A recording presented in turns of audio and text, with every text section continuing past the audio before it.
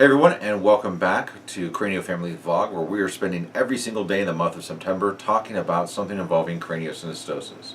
We're doing our best to take some of the questions that we often get asked and giving you the answers to help enlighten you during the month of craniofacial awareness. So today we are talking about a question that I've heard a few times, and I think probably Katie's heard it more often than I have, is that somebody in their family or somebody that they're related to or a friend of theirs has said that they have craniosynostosis, but they didn't need any surgery, and they want to find out how is that possible with the things that our daughter has been through. So basically, within the world of craniosynostosis, within that diagnosis, there is a pretty wide spectrum as far as how much of a suture is fused, how many sutures are fused, and the severity increases as the amount of suture fusion occurs, especially prematurely. So there are many cases where the suture may be partially fused, or there's even an overlapping of the plates in the brain where it isn't actual fusion. And in that case, sometimes the severity isn't great enough to require a surgery. Sometimes even in milder cases, doctors will recommend helmet therapy, which is more of a reshaping method to round out the head, as opposed to having to go into the skull to create sutures. And so it definitely does occur. It's not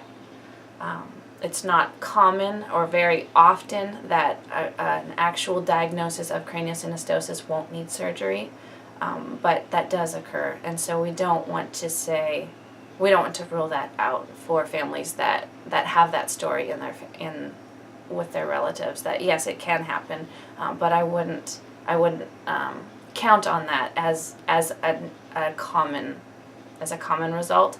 Basically, if you hear the word craniosynostosis, you're most likely going to encounter some type of surgery, and that's very typical.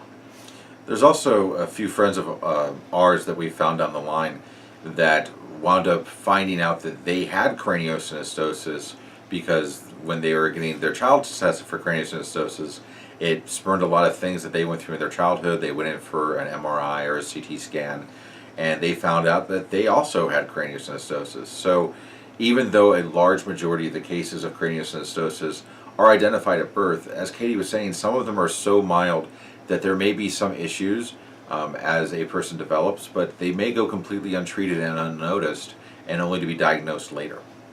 And with that, in less than 5 minutes, you have learned one more aspect of craniosynostosis, which is answering the question why some cases do not require surgery. If you want to hear more about it and learn more about Cranio before the next video tomorrow, please log on to our website at craniofamilyblog.com. We hope to see you tomorrow. Thanks for stopping by. Done. Man, my tongue was not moving fast enough. All right, so stop recording on the back. Wait, are we recording? I'm kidding.